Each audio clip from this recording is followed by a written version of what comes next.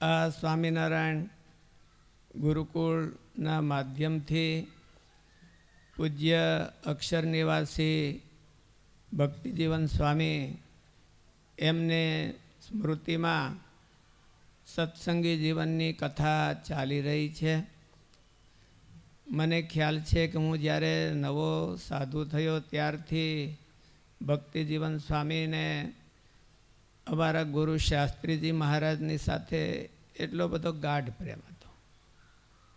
સ્વામીએ એ પ્રેમનેથી પ્રેરાઈને આ જસદણ મંદિરની જે જગ્યા છે એ કે મારે બીજે ક્યાંય દેવી નથી, મારે ગુરુકુળ શાસ્ત્રીજી મહારાજનો ગુરુકુળ છે. એમાં દેવી ભાદરને કાંઠે જગ્યા છે એ પણ સ્વામીએ પોતાની ગુરુકુળને આપી હતી, પણ કાયદા કાનૂનની રીતે એ શક્ય ન બન્યું. એટલે ભક્તિજીવન સ્વામીને શાસ્ત્રીજી મહારાજ પ્રત્યે અનન્ય નિષ્ઠા હતી, જે પોતાના ગુરુ તરીકે એમને માનતા. એ અને આગળ એ ધર્માનંદ સ્વામી કીધું એમનું જે નિખાલસ બાળક જેવું વ્યક્તિત્વ હતું, અતિ પ્રેમાળ વ્યક્તિત્વ હતું, બધા હરિભક્તોના દિલ જીતી લે એવું એમનું વ્યક્તિત્વ હતું. એમને યાદ કરીને આ કથા અત્યારે ચાલી રહી છે. વાલા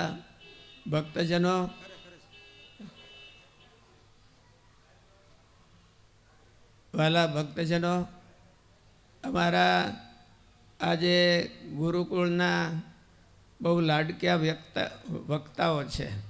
ખરેખર તમને એવું લાગે છે ને કે નહીં, એ કથા કરતા હોય ત્યારે પ્રવાહમાં તણાઈ જાય. એટલે તમે ધ્યાન રાખજો, તણાઈને પાસે અહીં સ્ટેજ બાજુ બી આવતા નહીતર ઘેરે વાટ જોહે બધા. એવી સરસ મજાની કથા અમારા બંને ભક્ત મંગળ સ્વામી અને નીલકંઠ સ્વામી પૂજ્ય એ નિર્દોષ વ્યક્તિત્વ છે અને ભગવાનના એવા ચરિત્રો આપણને સંભળાવી રહ્યા છે કે આપણને હૃદય સહિત એ મહારાજની તરફ તાણી રહ્યા છે. એટલે વાલા ભક્તો, આવા વક્તાઓને મોઢે આવી પવિત્ર જગ્યામાં અને આવા પવિત્ર નિમિત્તથી કથા સાંભળવી એ એક બહુ મોટો લાવો માનવામાં આવે છે. આપણે અમારે ધર્માનંદન સ્વામી છે એના મગજમાં આયોજન છે એ તમને નવરાજ ન થવા દે. એ અમારે ધર્મવલ્લભ સ્વામીનું બીજું સ્વરૂપ છે. જેમ અમારે ધર્મવલ્લભ સ્વામી છે, અમારે આખી સંસ્થાઓના જે આયોજનો હોય એ ધર્મવલ્લભ સ્વામીના મગજમાંથી એ બહાર આવતા હોય છે. એમ આ તો ધર્માનંદન સ્વામી થોડાક નાના છે ને ધર્મવલ્લભ સ્વામી મોટા છે. એટલે નકર જો ધર્મવલ્લભ સ્વામીની ગેરહાજરી હોય તો ધર્મવલ્લભ સ્વામી છે એમ સમજી લો. અને એવા સરસ આયોજન. ભલે ભક્તો, હંધાઈને ભગવાનનું ભજન કરવાની ઈચ્છા તો હોય છે, પણ યોજકસ્તત્ર દુર્લભ. આયોજન હોય તો આપણે કરી શકીએ કાંઈ એમાં જોડાઈને. તમારે એવું કાંઈ તમારી જાણે તમે કાંઈ નો એકલાનો કાંઈ કરી શકો, પણ સારા આયોજનો હોય તો આગળ એ વક્તાએ વાત કરી કે મંત્ર જપમાં પણ આ જસદણ છે ને એ બધા આગળ આયોજન બહાર પડે. અમારે ધર્મવલ્લભ સ્વામીથી ત્યાંથી સુરતથી, અને પહેલું ઝીલનારું હોય તો અહીં જસદણ. અને અમારા અતિ ઉત્સાહી એ ધર્માનંદન સ્વામી છે, અને એણે 27 કરોડ એ મંત્ર જપ કરાવ્યા ને મંત્ર લેખન કરાવ્યા, અને હજી પણ એ મંત્ર લેખનો ચાલુ છે. અને એ આયોજનમાં એ આગળ પહેલે નંબરે રહેવા માગે છે અને જરૂર રહેશે. વાલા ભક્તજનો, અહીંયા ધર્માનંદન સ્વામી અહીંયા પધાર્યા અને આ મંદિરની શરૂઆત થઈ. હવે ગુરુકુળની શરૂઆત થશે. એને લઈ અને આપણા સત્સંગની અંદર વધારે ચેતના આવી છે. સત્સંગ તો હતો જ, ભક્તિજીવન સ્વામીએ ખૂબ મહેનત કરેલી છે અને એ સત્સંગ તો હતો જ, પણ ધર્માનંદન સ્વામી આવી અને એમાં એક નવું પ્રાણ પૂર્તિ કરી હોય અને બધા એને ચેતનામાં લાવી દીધા હોય. અને દરેક આયોજનો છે એ સવાયા પૂરા પાડે છે. એટલે અહીંયા ગુરુકુળ દ્વારા આ સંતો ખૂબ મહેનત કરી રહ્યા છે અને તમે બધાય ભક્તો તમારી શુભ લક્ષ્મી એને પાથરી રહ્યા છો અને એનો સદુપયોગ કરી અને બંને મળી અને એક નવીન સરસ કાર્ય થઈ રહ્યું છે. અને એ કેવળ વાલા ભક્તો તમે જાણો છો કે સ્વામિનારાયણ ગુરુકુળ છે એ કેવળ ને કેવળ ભગવાનને રાજી કરવા માટેની પ્રવૃત્તિ કરી રહ્યું છે. એમાં કોઈ કોમર્શિયલ ભાગ છે નહીં. ભગવાન કેમ રાજી થાય? અમારા ગુરુ શાસ્ત્રીજી મહારાજ હતા તો એમને એક જ તાન હતું. એમણે જે આ ગુરુકુળ બનાવ્યું તો શિક્ષાપત્રીમાં મહારાજે લખ્યું કે પ્રવર્તનીય સદવિદ્યા ભુવિ યત સુકૃતમ મહત. પૃથ્વી ઉપર સદવિદ્યાનો પ્રચાર કરવો એટલે સત્સંગનો પ્રચાર કરવો. શ્રીજી મહારાજે ખાલી ગુજરાતમાં પ્રચાર કરવો એવું નથી લખ્યું, ખાલી ભારતમાં પ્રચાર કરવો એવું નથી લખ્યું. પૃથ્વી ઉપર મહારાજની કેટલી બધી વિશાળ દ્રષ્ટિ હતી સ્વામિનારાયણ ભગવાનની કે પ્રવર્તનીય સદવિદ્યા ભુવિ યત્સુકૃતમ મહત. પૃથ્વી ઉપર સદવિદ્યાનો પ્રચાર કરવો, પૃથ્વી ઉપર સત્સંગનો પ્રચાર કરવો. અને શાસ્ત્રીજી મહારાજ જરૂર એવું કહેતા કે એ વચન પાળવાનું સૌભાગ્ય આ ગુરુકુળને સ્વામીના સંકલ્પથી પ્રાપ્ત થયું છે. આજે પણ વહાલા ભક્તો, આજે આપણા સંપ્રદાયની અંદર ઘણી સંખ્યામાં સંતોની સંખ્યા છે અને એ સંતો જરૂર સારા પ્રયત્નો સત્સંગને વધારવા કરી રહ્યા છે. પણ વસ્તુ સ્થિતિ તમને તમારા ધ્યાનમાં આવે એટલા માટે તમારું ધ્યાન દોરીએ છીએ કે એ સંતોએ સત્સંગ કરાવ્યો, એ સત્સંગ એના છોકરાને સત્સંગ કરાવ્યો છે, બહારના ને બહુને નથી કરાવ્યો. સ્વામિનારાયણ ભગવાન હતા ત્યારે ઉત્તર પ્રદેશ ને લખનઉ ને સાઉથમાં અને ત્યાંથી સંતો થયેલા છે આપણા. અને એ સંતો ત્યાં ફરતા. નિષ્કોળાનંદ સ્વામીએ ભક્ત ચિંતામણીમાં ભક્તોના નામ લખ્યા છે. એ નામ પણ બધા આખા દેશમાંથી, ભારતમાંથી લખ્યા છે. અને ત્યારે આખા ભારતમાં સત્સંગ હતો.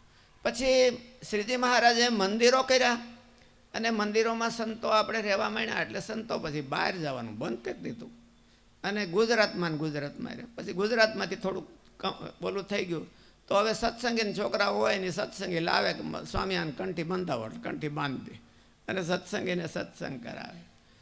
શાસ્ત્રીજી મહારાજે આ મહારાજની આજ્ઞા હતી કે ભુવિ યત્સુકૃતમ મહત, પૃથ્વી ઉપર સત્સંગની પ્રવૃત્તિ કરાવી. આજે ભારતના આપણા ગુરુકુળ દ્વારા ભારતમાં કર્ણાટકમાં, મહારાષ્ટ્રમાં, આંધ્રમાં, ઠેઠ મણિપુરમાં એના સાધુઓ છે આપણી પાસે. અને પૂજ્ય મહારાજ રાકેશજી પ્રસાદ મહારાજે એમણે પણ એક સરસ એક વખત બહુ કીધું હતું કે મહારાજે અમને, શ્રીજી મહારાજે બનાવ્યા હતા પહેલાં સાધુઓ ગુજરાત સિવાયના, અને અમને પાછું ભાગ આપ્યું ને ગુરુકુળના માધ્યમથી ભાગ આપ્યું છે. આજે આપણી સંસ્થામાં મહારાષ્ટ્રના, કર્ણાટકના, આંધ્રના, મણિપુરના ત્યાંના લોકલ જન્મેલા એ સાધુઓ છે અને એ સત્સંગની પૂર્તિ કરે છે, પ્રચાર કરે છે. અને એ સત્સંગના મહારાજના એક મેસેજર થઈ અને સત્સંગ ફેલાવે છે. એટલે સ્વામિનારાયણ ગુરુકુળ છે એ સ્વામિનારાયણ ભગવાનની આજ્ઞા એને પાળવાનું એક સૌભાગ્ય છે. આગળ ધર્માનંદન સ્વામીએ વાત કરી કે શાસ્ત્રીજી મહારાજ એવું કહેતા કે આ ગુરુકુળ દ્વારા સ્વામિનારાયણ ભગવાને જે મંદિરો સ્થાપ્યા છે એના પૂજારી તૈયાર કરવા છે મારે. આ ગુરુકુળ એ અલગ નથી પણ એના મંદિરના પૂજારી તૈયાર કરવા માટે આ ગુરુકુળની સ્થાપના છે. અને આજે કોઈ એવું આપણું એકેય મંદિર નહીં હોય કે જ્યાં ગુરુકુળમાં ભણીને વિદ્યાર્થીઓ હોય ને મંદિરમાં કામ ન કરતા હોય, સેવા ન કરતા હોય લગભગ.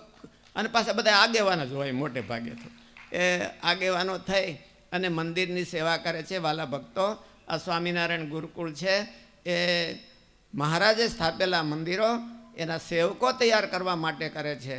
અને મહારાજની જે આજ્ઞા છે કે ભુવિ યત સુકૃતમ, પૃથ્વી ઉપર સદવિદ્યાનો પ્રચાર કરવા માટે. આજે આપણે ગુરુકુળ દ્વારા આફ્રિકામાં પણ ગુરુકુળ આવું ભણવાનું તૈયાર થઈ રહ્યું છે અને એનું બાંધકામ ચાલે છે ને આવતા વર્ષે શરૂ થશે.